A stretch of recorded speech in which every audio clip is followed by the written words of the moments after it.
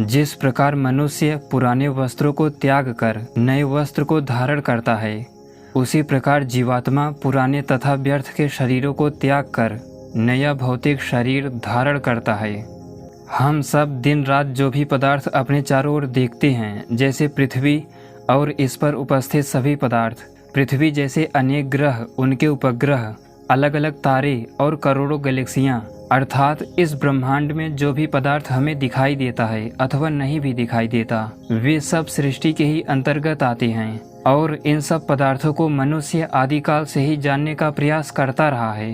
ये ब्रह्मांड अलग अलग पार्टिकल्स, वेव्स, स्ट्रिंग्स और वैदिक मंत्रों के विशेष संयोग से बना हुआ है। ये ब्रह्मांड पूरे तरह से व्यवस्थित, सिस्टमेटिक और साइंटिफिक वे में बनाई गई एक रहस्यमय संरचना है। हमारा ब्रह्मांड इतना बड़ा है कि इसका अंदाजा लगाना भी मुश्किल है। इसके साथ ही ये ब्रह्मांड कई डरावनी और रहस्यमय घटनाओं का घर भी है।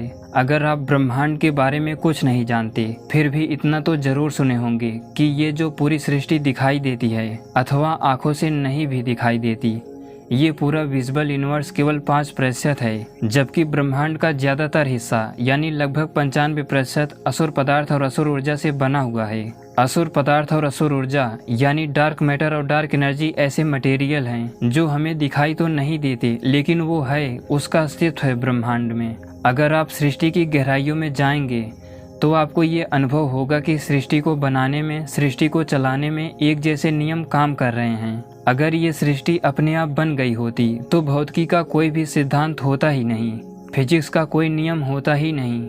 लेकिन हर जगह नियम खोजे जा रहे हैं, चाहे वो ग्रेविटेशनल थियरी हो, बिग बैंग थियरी हो, स्ट्रिंग थियरी हो या फिर वैदिक थियरी ऑफ यूनिवर्स ही क्यों ना हो। ब्रह्मांड को ठीक से देखने के बाद क्या आपको लगता है कि ये सृष्टि अपने आप से बनी होगी, तो निश्चय ही आप भौतिकी को डीपली नहीं समझते, क्योंकि जितने भी बड़े साइंटिस्ट हैं उन सब ने ईश्वर की सत्ता को स्वीकारा है।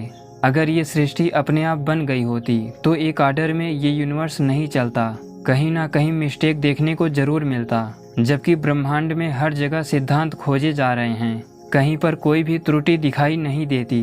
संसार में जिस किसी भी पदार्थ का उत्पन्न होना और नष्ट होना देखा जाता है, उसका मतलब यही है कि स्थूल और बड़े पदार्थों का अपने कारणभूत पदार्थों में लीन हो जाना। वास्तव में कोई पदार्थ नष्ट नहीं होता, बल्कि उसका रूप इतना सूक्ष्म हो जाता है कि हम उसे जान ही नहीं पाते। इसके विपरीत जब वह अदृश्य कारण पदार्थ विजिबल हो जाता है, दिखने लगता है, उसे ही किसी पदार्थ का उत्पन्न होना माना जाता है। संसार में कोई भी सिद्धांत बिना नियम के कार्य नहीं करता। हम केवल उस सिद्धांत को खोजते हैं, चाहे वो ग्रेविटी हो, रिलेटिविटी हो या फिर वैदिक विज्ञान ही क्यों ना हो। इन सब सिद्धांतों को खोजने वाले वैज्ञानिकों ने भी ईश्वर की सत्ता को स्वीकारा है। अस्त व्यस्त तरीके से सृष्टि में कोई भी पदार्थ बनना संभव ही नहीं है। पार्टिकल्स का उत्पन्न होना, star, planet, galaxies, black hole, इन सभी का बनना एक निश्चित नियम, वेल ऑर्डर तरीके से ही होता है। और इसी से ये प्रूव हो जाता है कि ये सृष्टि किसी चेतन पदार्थ ने बनाई है, जो कि अजन्मा, शाश्वत तथा पुरातन है। उसी ने इस ब्रह्मांड को बनाया है। सृष्टि के कण कण में विराजमान है वो ईश्वर। वो भी एक चेतन पदार्थ है जिसकी एक वैज्ञानिक संरचना है। ये सब बातें मैं नहीं कर रहा हूँ, बल्कि उन सब ऋषियों महर्षियों के प्रमाण हैं, जो कि ईश्वर और प्रकृति सहित इस पूरी सृष्टि को तत्वतः जानते थे। सृष्टि आदि से लेकर अब तक ऐसे ऐसे ऋषि, महर्षि, महापुरुष हो चुके हैं जिनके सामर्थ्य की कल्पना भी आज के बड़े से बड़ा वैज्ञानिक नहीं कर सकता। जिनमें से महर्षि ब्रह्मा, भगवान विष्णु, महादेव शिव, महर्षि भगवान भृगु, भगवान अगस्त्य, भगवान श्री राम और योगेश्वर श्री कृष्ण, ऋषिका लोपामुद्रा आदि हैं। ये लोग पूरी सृष्टि को जानते थे।